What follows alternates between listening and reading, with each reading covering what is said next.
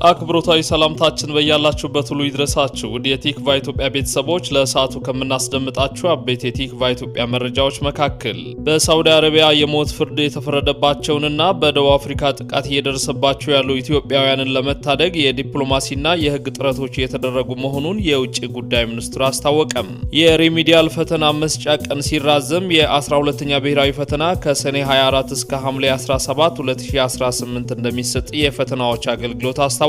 በሀገራችን እስካሁን ድረስ የሰው ሰራሽ አስተውሎት ወይንም ኤአይን በግል አስተምር ብሎ የጠየቀ ተቋም አለመኖሩን የኢትዮጵያ አርቲፊሻል ኢንተለጀንስ ኢንስቲትዩት ለቲክቫ ኢትዮጵያ ገለጸም።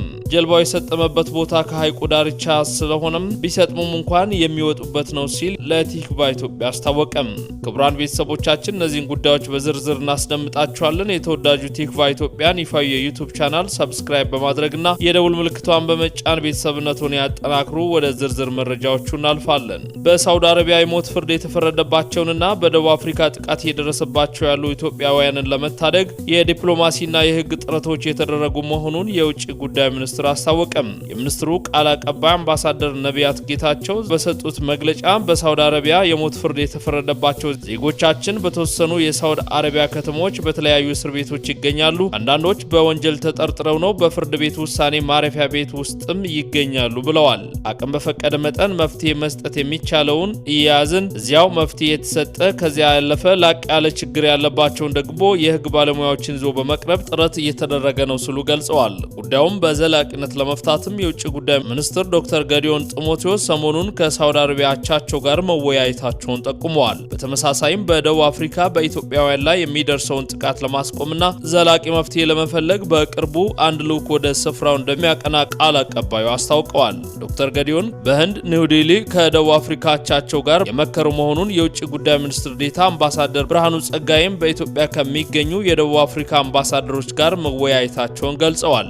የደቡብ አፍሪካ ባለስልጣናት ለጉዳዩ ትኩረት ሰጥተው ምርመራ እያደረጉ መሆኑንና ውጤቱን እንደሚያሳውቁ እንደገለጹ አምባሳደር ነቢያት አመላክተዋል። አምባሳደር ነቢያት ጌታቸው ዜጎች በህገወጥ መንገድ በሚሰደዱበት ወቅት የመኖሪያ ፈቃድ ስለማይኖራቸው ለሀገሪቱ ህግ አስከባሪዎች ለተለያዩ ችግሮች ይበልጥ ተጋላጭ እንደሆኑ አሳስበዋል። ይሁን እንጂ ህጋዊ የሆኑትን ጭምር ተመሳሳይ ችግሮች የሚያጋጥሟቸው በመሆኑ የኢትዮጵያ ሚስዮኖች አቅም በፈቀደ መጠን ድጋፍና ክትትል ማድረጋቸውን እንደሚቀጥሉ አስረድተዋል።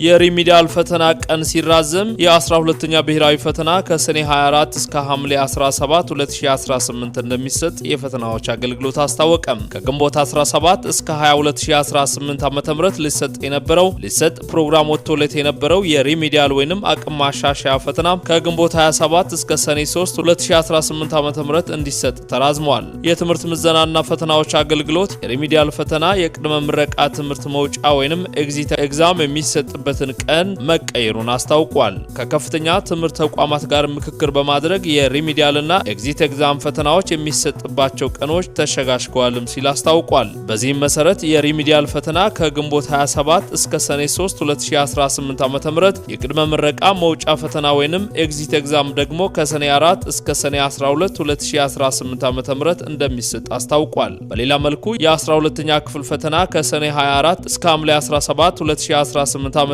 ባለው ጊዜ ውስጥ ይሰጣል። በዘንድሮው ሀገር አቀፍ ፈተና 564219 ተማሪዎች ለፈተና ይቀመጣሉ ተብሎ እንደሚጠበቅ የትምህርት ሚኒስቴር መረጃ አስታውቋል። ከነዚህም ውስጥ 306964 ተማሪዎች የተፈጥሮ ሳይንስ፣ 257255 ተማሪዎች ደግሞ የማህበራዊ ሳይንስ ተማሪዎች ናቸው። ለፈተናው 667 ማዕከላት እየተዘጋጁ ሲሆን ፈተናው በዋናነት በበይነ መረብ ወይንም ኦንላይን የሚሰጥ ሲሆን በተለያዩ አስገዳጅና ልዩ ልዩ ምክንያቶች ደግሞ ቁጥራቸው አነስተኛ ለሆኑ ተማሪዎች ብቻ በወረቀት እንደሚሰጥ ተነግሯል። በሀገራችን እስካሁን ድረስ የሰው ሰራሽ አስተውሎትን ወይንም ኤአይን በግል ላስተምር ብሎ የጠየቀ ተቋም አለመኖሩን የኢትዮጵያ አርቲፊሻል ኢንተለጀንስ ኢንስቲትዩት ለቲክቫ ኢትዮጵያ አስታወቀም። የኢትዮጵያ አርቲፊሻል ኢንተለጀንስ ኢንስቲትዩት ሰው ሰራሽ አስተውሎት ወይንም ኤአይ በሀገሪቱ ማህበራዊና ኢኮኖሚያዊ ጉዳዮች እንቅስቃሴዎች ውስጥ ትርጉም ያለው ለውጥ እንዲያመጣ በትኩረት የተሰራ ነው ብለዋል። የኢንስቲትዩቱ የኮሙኒኬሽን ዳይሬክተር አቶ ተስፋዬ ዘውዴ ለቲክቫ ለቲክቫ ኢትዮጵያ በሰጡት ማብራሪያም ተቋሙ በአዋጅ በተሰጠው ኃላፊነት መሰረት ከግለሰብ እስከ ከፍተኛ ተቋማት የሚደርሱ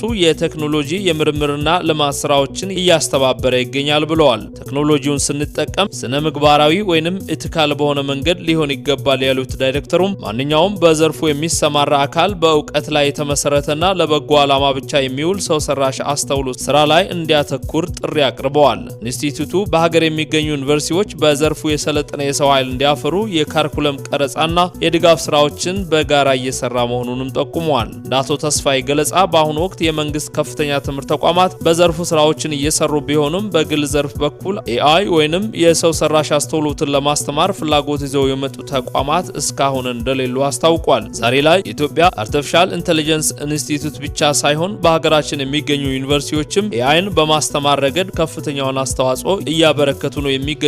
ካሪኩለም ሲቀረጽ ራሱ የኢትዮጵያ አርቲፊሻል ኢንተለጀንስ ኢንስቲትዩት ከፍተኛ አስተዋጽኦ አበርክቷል፣ አብሮም ተሳትፏል ሲሉ አክለዋል። ነገር ግን እስካሁን ድረስ በግል ኤአይን ላስተምር ብሎ ወጥቶ የጠየቀ ተቋም የለም። እኛም በግሉ የሚደረገውን እንቅስቃሴ እንዲበረታታ እናደርጋለን ብለዋል። አቶ ተስፋዬ አሁንም ቢሆን ከኢንስቲትዩታችን ጋር አብረው ለመስራት ከግለሰብ አንስቶ እስከ ተቋማት ድረስ በራችን ክፍት ነው ያሉ ሲሆን በትብብር እየሰራን ነው የምንገኘውም ሲሉ አስታውቀዋል።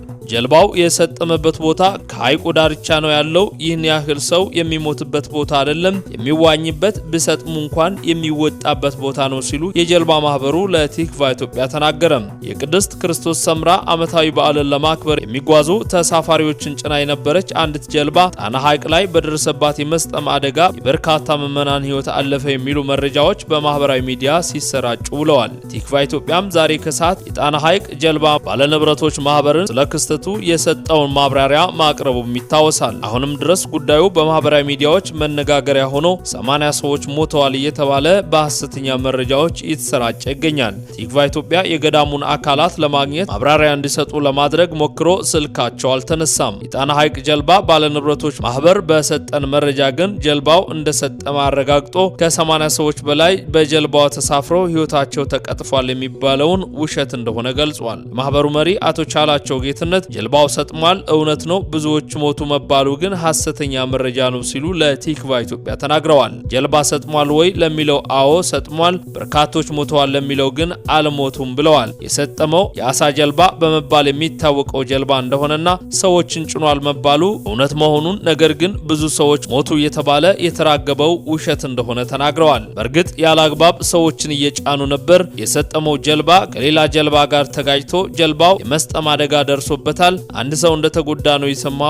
ቲክቶክ ላይ ግን ብዙ ሰዎች ሞቱ ብለው የሐዘን መግለጫ እያነበቡ ነው ብለዋል። ማናቸው የሞቱት የየት አካባቢ ሰዎች ናቸው የሚለውን እንኳን በትክክል አልሰማሁም።